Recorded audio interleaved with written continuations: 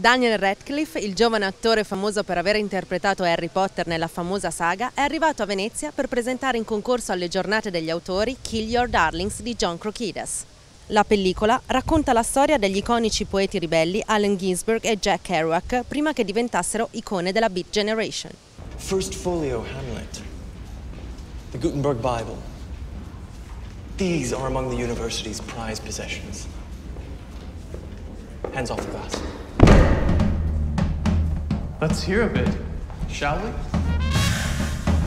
On a Sunday afternoon, when the shutters are down and the proletariat possesses the street, there are certain thoroughfares which remind one of nothing less.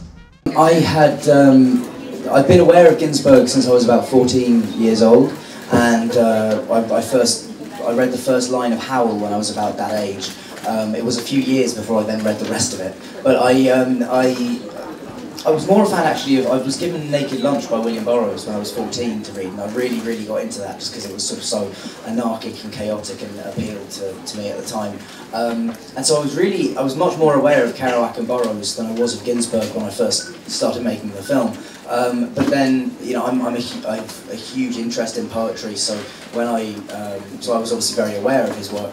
And then when I got the part, it was a fantastic excuse to then dive into his life and start researching him. And the main resource for me in looking into his character was his diaries that he started making when he was very young, and they're an amazing insight into the mind of a young genius. And he absolutely, you know, saw himself as a genius, and was just not sure what form that was going to take. So I mean, I think in doing the film, I learned about his relationship with his mother and his family, and that really informed how I read his poetry in a much deeper way. And I think doing the film has given me a much greater appreciation for Ginsberg and his work.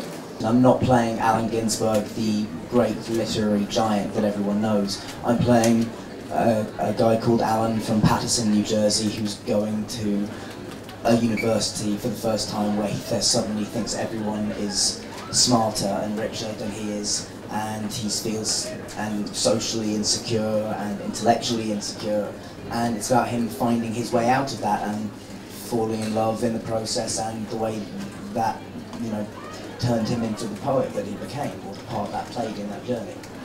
Yeah, I don't think I felt particular pressure because it was Ginsberg, and because I think, you know, had it been John Keats, I would have felt it in a different way, because I am an obsessive sort of Keats fan. But because I didn't have that relationship with Ginsberg, I didn't really feel that pressure. But I did feel a huge amount of pressure to put in a good performance, and because, you know, I love John's script so much that I just wanted to be, you know, an important part of bringing it to life, and I wanted to, you know, do justice to the great characters and the great character he'd written.